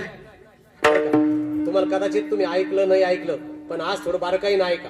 आपला जन्म कसा होईल हे आपल्याला बी कळत नाही, ते संतांनी सांगावं. आपण या 9 दारातून आलेलो नाही. मग जो 9 दारातून आला नाही, जाताना 9 द्वारातून गेला, तो नरकात गेल्याशिवाय राहत नाही. तो यमाचा पाहुणा झाल्याशिवाय राहत नाही. बरं का? या आतली क्रिया सांगतो मी तुम्हाला. तुम्हाला कितपत पटल मला माहित नाही, पण सांगणं माझं कर्तव्य. 9 द्वारातून आपण आलो नाही, जाताना आपण 9 द्वारातून गेलो तर आपण यमाचा पाहुणा आहे. मग या 9 द्वारातून जाऊ नये असं जर आपल्याला वाटत असेल, त्या हरीची ओळख करून घ्या. कारण 9 द्वार या देहाला उघडे, पण जे 10वं द्वार सांगितलंय ते गुप्त आहे. ते सद्गुरु कृपेनं उघडत असतं. मी माझा स्वतःचा अनुभव सांगतो बरं तुम्हाला. मी इतरत्र वाचून ही गोष्ट सांगत तुम्हाला नाहीये. 10वं द्वार हे झाकलेलं आहे, पण ते सद्गुरु कृपेनं उघडत असतं आणि त्याची क्रिया सुद्धा सद्गुरु सांगतात. कबीरदासाचं प्रमाणे इस बंगले को 10 दरवाजे त्यांनी उघड केलं. ते 10वं द्वार लिहून ठेवलं त्यांनी. इस बंगले को 10 दरवाजे बीच में पवन खंबावे. आतली गोष्ट सांगितली बरं. परमार्थ सगळा आतला आहे, आपण बाहेर शोधायला चाललो. या बंगल्याला 10 दरवाजे 10 द्वार आहे आणि त्याच्या आतमध्ये एक पवन खंबा आहे. त्याला आणखीन एक प्रमाणे पहा. 21 स्वर्गावरी बांधले मंदिर. तो पवन खंबा आहे आणि त्या पवन खंब्याच्या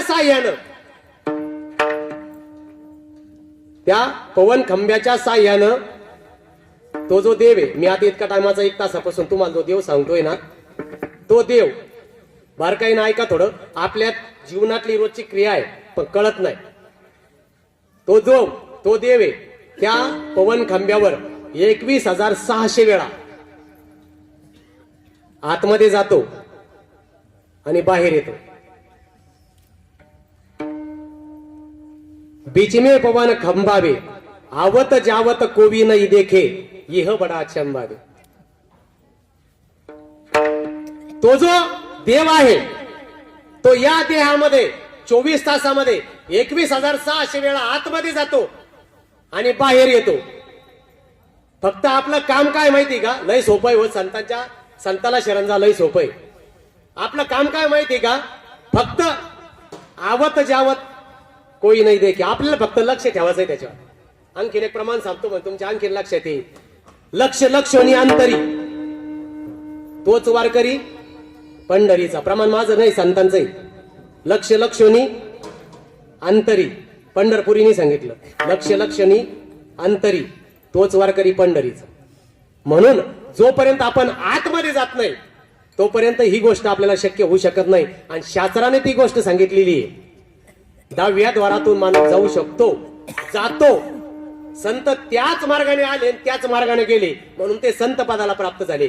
आपण सुद्धा जाऊ शकतो, फक्त चांगल्याला शरण जा. चांगल्याला म्हणजे तुम्हाला चांगल्याला म्हणल्यानंतर कदाचित असं वाटेल तुम्हाला चांगल्याला म्हणजे लयच मोठ्याला नाही. माय बापांनो, नादबाबांनी हरिपाठात सांगितलं, हरिपद प्राप्ती. कोणाला प्राप्ती होती हरीची? प्रमाण पाठ असतील आपले, लाजू नका बोलायला, मी की तुमच्यातलाच. हरिपद प्राप्ती भोळ्या भाविकासी आणि अभिमानियासी.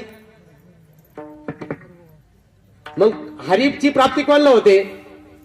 भोळ्या माणसाला होती. भोळा म्हणजे कसं माहिती का? आता तो बी एक मोठा हे तो भोळा म्हणजे कोण माहिती का? आता तो भगवान शंकराला लोक भोळा म्हणते पा. तो भोळाही आपल्याला कळाला नाही अजून. मला सद्गुरु कृपेने कळाला.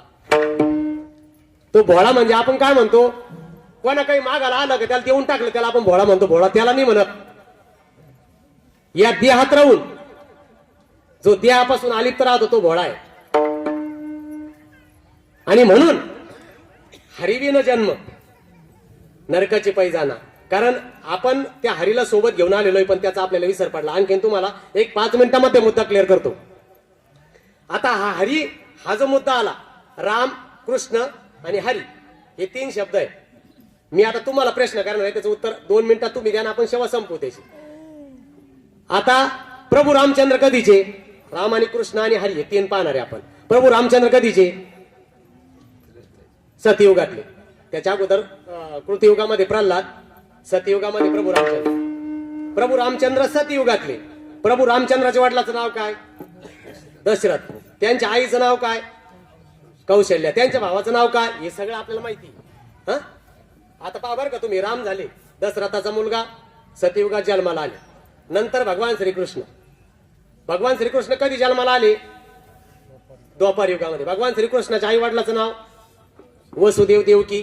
त्यांच्या आई वडिलाचं नाव, त्यांच्या भाऊ बलिराम. आपल्याला सगळं माहिती आहे. आता हे उत्तर आपण सगळ्यांनी दिले. आता त्याच्या पुढचा प्रश्न मी तुम्हाला विचारतो.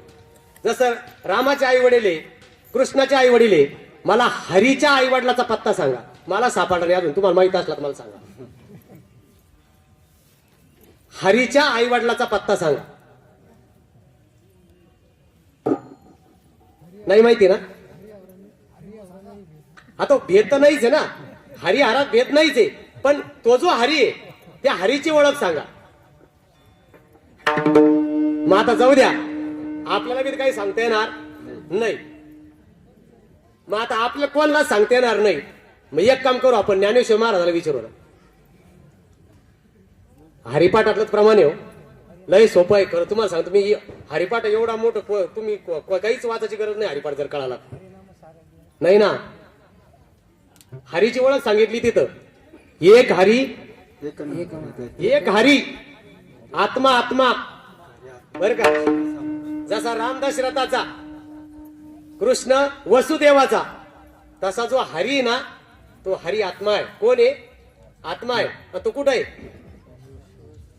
तो हरी आहे कुठं? अरे तो तुमच्या आमच्या सर्वांच्या हृदयात बसेल, पण कळत नाही आपल्याला. तो जो आत्मा आहे ना तुमच्या आमच्या सर्वांच्या हृदयात आहे. मला वाटतं तुकोबारायांचं प्रमाण आहे. नाही मला आठवणा ते प्रमाण आता. म्हणजे दशरथाचा राम आहे कृतयुगाचा, अनंत युगाचा आत्माराम. प्रभू रामचंद्र सतयुगात जन्माला आले, त्यांचं कार्य केलं, कार्य संपलं, ते ठेवला येथे नाही उराय. त्यांचं काम संपलं, निघून गेले. भगवान श्रीकृष्ण आले, त्यांचं काम केलं, निघून गेले. पण अनंत युगाचा आत्माराम तो या सृष्टीच्या अगोदर होता, तो आताही आहे. आणि सृष्टीचा नाश जरी झाला तरी तो जसा आहे तसाच राहतो. त्याची ओळख करून घ्या. त्याची ओळख नाही आपल्याला, त्याची ओळख करून घ्या. त्याची ओळख जर करायची असेल तर सद्गुरूला शरण जा. आणि ज्यानं त्याची ओळख करून दिली तो सद्गुरू. पुढे जाऊन बोलतो तुम्हाला, ज्यांना त्या हरीची, त्या आत्म्याची ओळख ज्यांना करून दिली तो सद्गुरू. आणि म्हणून अशा हरीची आपल्याला जोपर्यंत ओळख होत नाही, मग मला सांगा बरं तुम्ही, किती सोपं आहे. काय करायचंय? लक्ष लक्ष आणि अंतरी. आता हे तरी वारीला जायचं तर चालत जाणं 15 दिवस जाऊ नका असं तुम्हाला म्हणणार नाही मी, कारण ती शास्त्रांनी संतांनी उभी केलेली परंपरा आहे. पण जोपर्यंत आत्माला कळत नाही तोपर्यंत असं किती काही. आणखी पुढे जाऊन बोलू का? संतांच्याच प्रमाणात बोलतो. बाबळीवरी मुंगळा घाली येर झरा, आणि तैशा तुझ्या वाऱ्या पंढरीच्या. वारीला जातो आणि तिथे जाऊन फोन करतो आपल्याकडे पाऊस झाला का, काल गेला तिकडे. तिकडे सांगितलं संकल्पावी माया, मग करून काय राहिलं तू, चाललाच का लोकांना दाखवला. याच्या करता तो हरी, त्या हरीची ओळख करून घ्या. आणि त्या हरीची ओळख होण्याकरता श्रेष्ठ साधन आहे नामच साधन. नामच साधनानं, त्या नामच साधनाशिवाय त्या हरीची ओळख होऊ शकत नाही.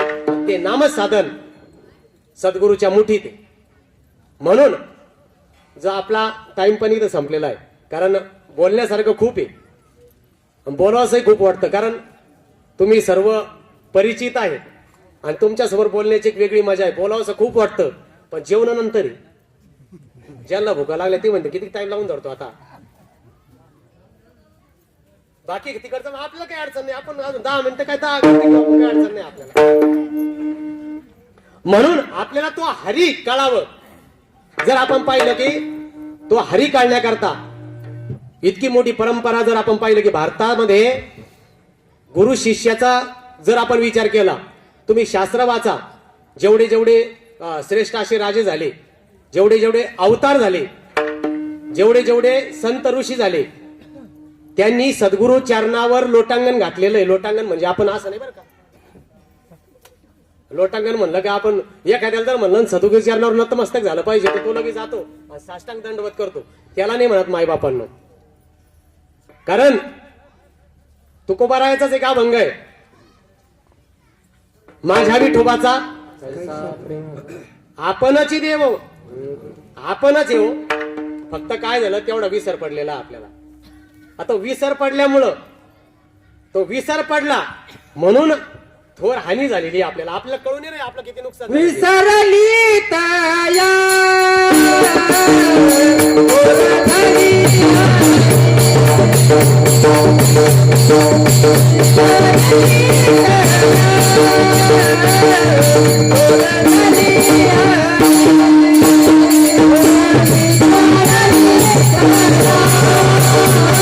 Oh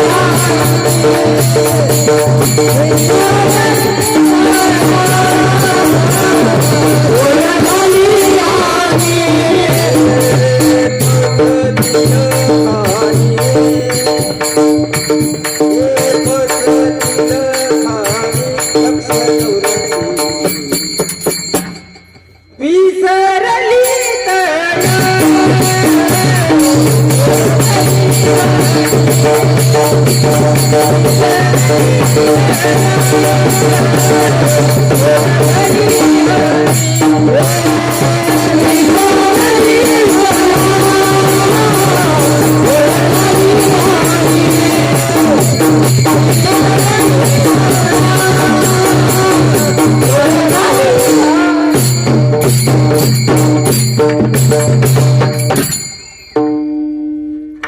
विसर पडल्यामुळं काय झालं, आपलं नुकसान होत चाललं. बरं, आपलं नुकसान होत चाललं, पण कळत नाही ते. आणि ज्या दिवशी कळतं ना त्या दिवशी गाडी निघून जाईल राहते. किती का हात दे, गाडी वापस येणार आहे का? म्हणून गाडी यायच्या अगोदर हात द्या आणि गाडीत बसा. कारण आपला जो आता काळ आहे, आयुष्याचा जो काळ आहे, आपल्याला माहित नाही आपण किती टाइम राहणार आहे. सांगता येईल का आपल्याला आपण किती वेळ राहणार आहे? माझा तरी आहे का हो? मी इथून माझा जय विठ्ठल होऊन खाली उतरल्याची शाश्वती का मला? तो टपून बसलेला आहे. आयुष्य जात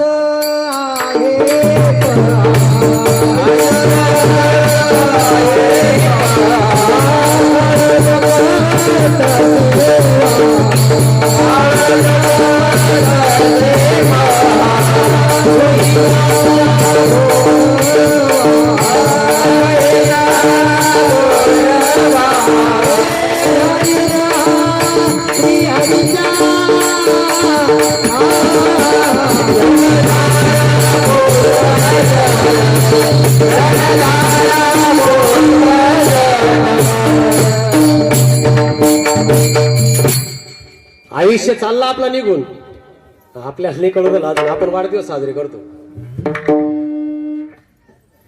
आपण वहाड दिवस साजरे करतो. वहाड, अरे घट येतो, एक एक क्षण आपल्या जीवनातून कमी होत चालला. मग आपण कधीतरी याचा विचार करायला पाहिजे माई बापांना. म्हणून आपण जर विचार केला की याचा विचार करण्याकरता चांगले चांगले बरं का मोठमोठे पंडित लोक सुद्धा तिथे कमी पडलेले. कारण भागवतामध्येच एक ओवी आलेली, हा बोधू सहसा पंडिता न कळे. यो आतला जो देव आहे ना, हा पंडिताला कळत नाही. कारण काय राहतं, त्याला तो त्याचा ज्ञानाचा अहंकार असल्यामुळे तो स्वीकार करीत नाही देव आतमध्ये बसलेला आहे. आणि तो कळतो, पण त्यावेळेस वेळ निघून गेलेली असते. म्हणून आपल्याला जर त्याला प्राप्त व्हावा असं वाटत असेल तर राहिलेल्या वेळामध्ये आपण त्याला प्राप्त करू शकतो. लय संतांचे लय उपकार आहे आपल्यावर. तुम्हाला सांगतो मी, इतके उपकार आहे संतांचे आपल्यावर. संत एकांती बैसले, काय सर्व सिद्धांत उकलिले, ज्ञानदृष्टीने अवलोकिले, निवडून काढिले ते सार. त्यांनी हाडाचे काढ रक्ताचं पाणी केलं आणि सार शोधून काढलं. सार सोपं कसं होईल? जीवाचा शिव बनण्याकरता, त्याचा उद्धार होण्याकरता सोपं कसं होईल याच्याकरता अट्टहास केला आणि सोपं केलं. पण ते सोपं आपल्याला पटत नाही. सोपं आपल्याला पटत नाही. कारण तुम्ही पहा, ज्या काळामध्ये ज्ञानेश्वर महाराज होते त्या काळामध्ये ज्ञानेश्वर महाराजाला शरण जाणारे किंवा ज्ञानेश्वर महाराजाच्या सान्निध्यात जाणारे लोक मोजके होते. उलट त्यांना विरोध करणारे जास्त होते. त्यांना खाऊन सुद्धा दिलं नाही. ऐकलं ना आपण, सगळं ऐकलेलं आहे आपण कथा. त्यांना खाऊन सुद्धा दिलं. त्यांच्याबरोबर किती लोक राहिले? मोजके लोक होते. पण त्याच्या उलट बरं का, त्याच्या उलट त्याच काळामध्ये चांगदेव महाराज होते. चांगदेव महाराजाचा ताफ्याचा जर आपण विचार केला तर करोडोनी चांगदेव महाराजाचे शिष्य होते. करोडोनी, लाखानं नाही, हजारानं नाही, करोडोनी. किती किती ख्याती होती चांगदेव महाराजांची. इकडे जर कोणी मेलं ना, लोक इकडून ते मुर्दा उचलून तीट नेऊन टाकायचे. आणि चांगदेव महाराज साधनेतून उठले आणि त्यांना पाहिलं का ते मडे जिवंत व्हायचे. इतकी साधना होती बरं का त्यांची. म्हणजे चांगदेव महाराज बी काही कमी नव्हते. 6 शास्त्र, 18 पुराण आणि 64 कला यांच्यावर ज्यांचं प्रभुत्व होत असे चांगदेव महाराज. पण मला सांगा बरं, मुक्ताईंनी ज्यावेळेस चांगदेव महाराजाला बोध केला, मुक्ताई किती वर्षाच्या? 6 ते 8 वर्षाच्या, 5 किंवा 8 वर्षाच्या. मग मला सांगा बरं, तुम्ही एवढ्या मोठ्या माणसाला बोध कोणा केला? मुक्ताईनं केला. चांगदेव महाराजाचा प्रमाणे चांगदेव म्हणे आजी जन्म आलो गुरुपुत्र झालो मुक्ताईचा. मला सांगा तुम्ही, ज्याचं एवढं शास्त्रावर एवढं प्रभुत्व आहे, शास्त्र ज्याच्याकडे लोटांगण घालतात, तो सुद्धा कोरा होता. एवढं सगळ्याकडे नाही झाला असेल तर आपल्याला काही नाही, आपण लगेच भेटलो, आपल्याला काही अडचण नाही. चांगदेव महाराज एवढं सगळं पूर्णत्वाला प्राप्त झालेले होते, परंतु तरी सुद्धा चांगदेव महाराज ते पत्राचं आपण ऐकलेलं आहे ना, कथा आपण ऐकली, कथा पूर्ण सांगणार नाही तुम्हाला. ते पत्र लिहिलं, ते पत्र कोरं होतं, चांगदेव महाराजांना वाचता नाही आलं. हे कथा रूपात ऐकायला कोण वाटतं माई बापांनो. पत्र म्हणजे काय? चांगदेव महाराज कोरं कशानं होते? चांगदेव महाराजाला शास्त्रीय ज्ञान, शास्त्राचं ज्ञान सगळं होतं, पण चांगदेव महाराजाला आत्मज्ञान नव्हतं. आणि ते आत्मज्ञान मुक्ताईनं दिलं. 2 जन्म होतात माणसाचे बरं का. पहिला जन्म आईच्या उदरातून आणि दुसरा जन्म सद्गुरु बोधातून. सद्गुरूचा बोध झाला ना, त्या दिवशी जीवनाला करंटणी मिळते. आणि म्हणून चांगदेव महाराज म्हणतात की गुरुपुत्र झालो मुक्ताईचा. म्हणजे आपण असे उदाहरण जर पाहायला गेलो, तसंच नामदेव महाराजाचं उदाहरण पाहतो मी. नामदेव महाराजाबरोबर लोक आपण जर प्रमाणात पाहायला गेलो की नामदेव महाराजाबरोबर देव खायचा, त्यांच्याबरोबर जेवायचा, त्यांच्याबरोबर बोलायचा, पण तरी सुद्धा संत परंपरेनं नामदेव महाराजाला कच्चं ठरवलं. हा, आपण भजन करतो, आपण कीर्तन करतो, आपण चांगला गायनाचार्य असेल, आपण चांगला वाजवणारा असेल, आपल्याला चांगलं वक्तृत्व कौशल्य असेल, हे जर आपल्याला प्राप्त झालं तर आपल्याला असं वाटतं माझ्या जीवनाचं सार्थक झालं. असं वाटतं बरं का, असं वाटतं माझ्या जीवनाचं सार्थक झालं, मी पूर्णत्वाला प्राप्त झालो. तो अहंकार आहे, तो अहंकार आहे. ज्याच्याबरोबर आपण ज्याची भक्ती करतो ना, ज्याच्याबरोबर खात होता, बोलत होता, झोपत होता, त्याला सुद्धा कच्चं ठरवलं संत परंपरेनं. ते सुद्धा का? पूर्णत्वाला नामदेव महाराज कधी प्राप्त झाले? ज्या दिवशी त्यांना खेचराची भेट झाली ना, त्या दिवशी नामदेव महाराज पूर्णत्वाला प्राप्त झाले. भगवंतानं सांगितलं, कथा रूपात मला आम्हाला वेळ नाही, भगवंताने नामदेव महाराज सांगितलं, नामदेवा तू खरंच कच्चा आहे. जोपर्यंत भगवंत सांगत नाही तोपर्यंत विश्वास बसत नव्हता. अहंकार झाला होता ना, अहंकार लय बेकार आहे. म्हणून नामदेव महाराज बोलले अहंकाराचा वारा. लय मोठी अडचण होती आणि लय अर्जंट होती ती. लोक मला चांगलं म्हणायला लागले का तू बोकंडी बसलेशीच राहत.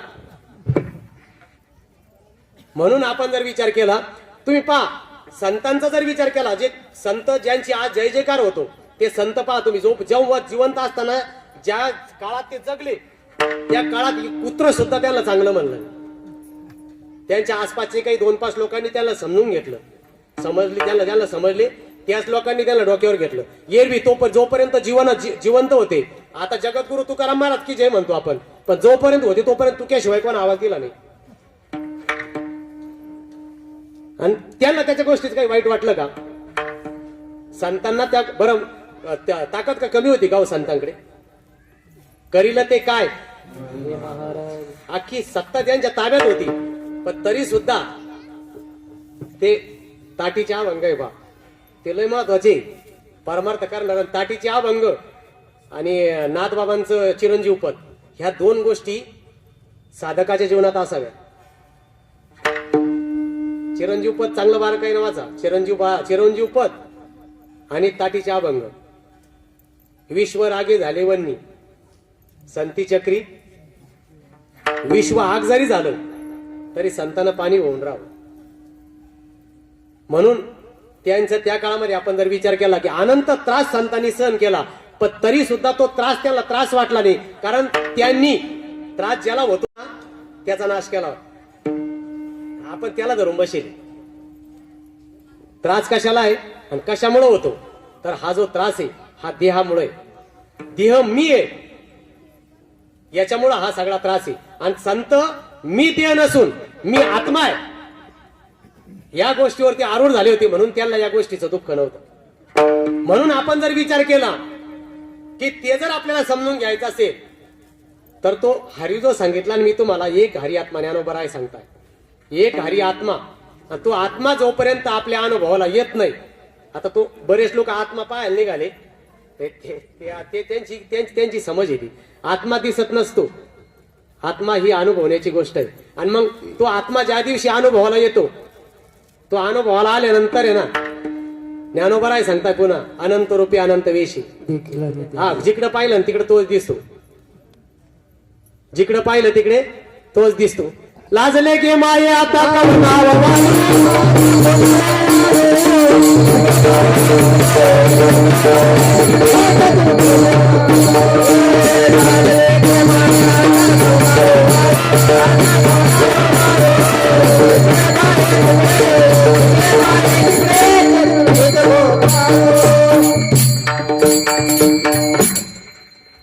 हा अनुभव आहे, संतांचा अनुभव येतो. असा अनुभव आपल्या जीवनात यावा. जिकडे पाहावे तिकडे चतुर्भुज गोपाळ. हा अनुभव यायला पाहिजे आपल्याला. इथं सगळे राग द्वेष मद मत्सर सगळे संपून जात्या. जिकडं पाहिजे तिकडे देव दिसायला लागल्यानंतर राग द्वेष मद मत्सर राहिलेच कुठं. आणि हे आपल्या जीवनात ज्या दिवशी संपले, त्या दिवशी आपण त्या पदावर प्राप्त झालो. कारण अडचण हीच आहे, हे षडविकार देवामधली आपली जी अडचण आहे, हे षडविकार आहे. आणि या षडविकाराचा नाश झाला की आपण देव झालो. आणि या षडविकाराचा नाश होण्याकरता श्रेष्ठ असं साधन आपल्या संतांनी सांगितलं, नाम साधन. आणि ते नाम साधन आपल्याला प्राप्त व्हावं याच्या करता जी आजचा जो अभंग आहे त्याकरताच मी निवडला. आजचा जो अभंग आहे तो नाम चिंतनाचा महत्व सांगणाराचा अभंग आहे. आणि माझ्या बुद्धीप्रमाणे मला जेवढं तुम्हाला पटवून देता येईल तेवढं मी पटवून देण्याचा प्रयत्न केला. विठोबा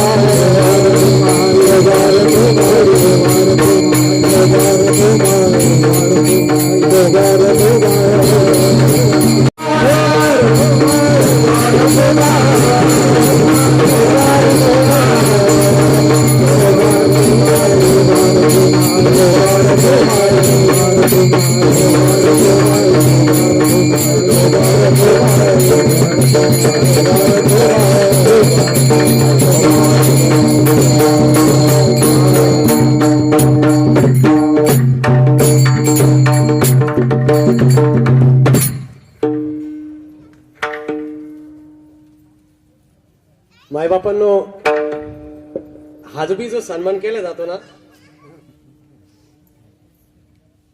हे धोकादायक आहे बरं. ही गोष्ट धोकादायक आहे. जर नम्र झालं तर मग बरोबर आहे, पण बऱ्याच जणांना याच्यातून धोके पण झालेले.